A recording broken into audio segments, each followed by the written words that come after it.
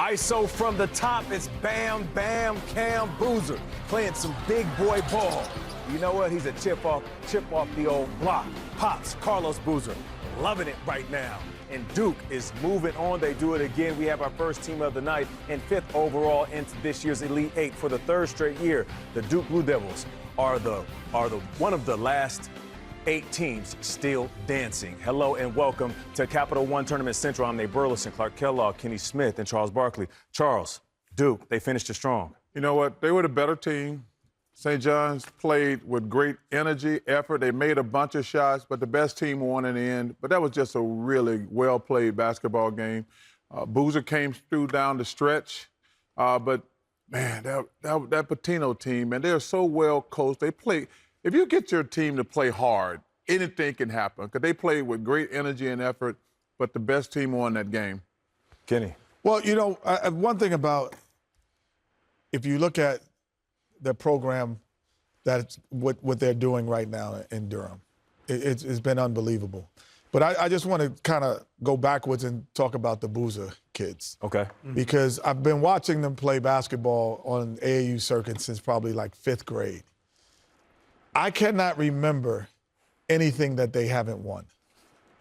Every tournament that I have ever seen, and it's not just Cameron, because these guys have won so much basketball from the summer times of AAU to their high school state championships. It's an incredible feat. And then they come into college basketball where, yes, they have some advantages and some skill advantages, but they're not the same as glaring as, let's say, Cooper Flagg was. When you go, man, he just jumps out the gym more than everyone else. Right. Or he just does certain. These guys, but they have a winning pedigree, and they make winning plays. Yep. There is a difference between making a great basketball play and making a great winning play. And those two guys have made great winning plays, and obviously with the addition coming back of the point guard, Caleb Foster. With Foster coming back was a real catalyst.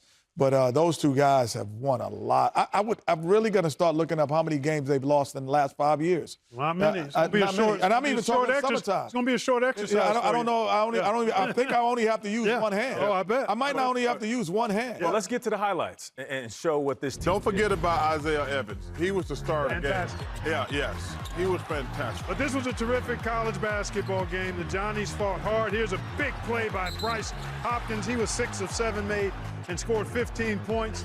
St. John's +2, but Isaiah Evans, here's your guy, Chuck. He was awesome. Big 3 there, challenge shot. That's just a heck of a shot. He had 25 on the game. And then Boozer, winning play. They played through him in the middle of the floor most of the time late. Then Darling had a little bit of space. Took him a second to get his shot off. Took him a little long to get it off, and Duke prevails, and they've done a great job coming from behind in double-digit deficit games. And here you see the numbers that really kind of made the difference in my mind. +13 on the glass, +9 second chance points. And then you see the points in the paint. We talked about it at halftime. Dine in eating. And that also led to a pretty good advantage at the free throw line. Yeah. And St. John's cooled a bit from the three-point line in the second half. I want to talk about Isaiah Evans because he was the star of the game for Duke. Yes, he was. But Caleb Foster, we talked about it, didn't score the first half. Scored all 11 of his points in the second half. That's what they needed. And then Boozer closed it. But Isaiah Evans and Caleb Foster, they were the reason Duke won that game. Yep, agreed, 100%.